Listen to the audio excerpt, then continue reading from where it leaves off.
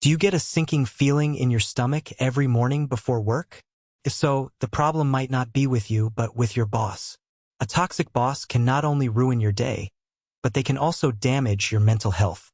In this video, we'll give you 5 signs you can use to identify if your boss is toxic.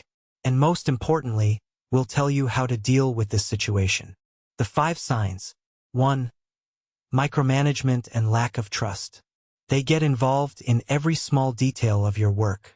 They don't give you the freedom to do your job and constantly question your decisions. 2. Never gives credit, always takes it. When your project is successful, they take all the credit.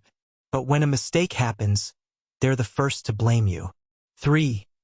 Inconsistent behavior and mood swings. You never know what kind of mood they'll be in. One day they're happy with you, the next they're angry, and you have no idea why. 4. Public humiliation and criticism. They point out your mistakes in front of everyone, whether it's in a meeting or in front of your colleagues. They don't respect your privacy or dignity. 5. The silent treatment or gaslighting. When you ask for help, they either ignore you or make you feel like your questions are stupid. They try to make you doubt your own thoughts and sanity. Conclusion.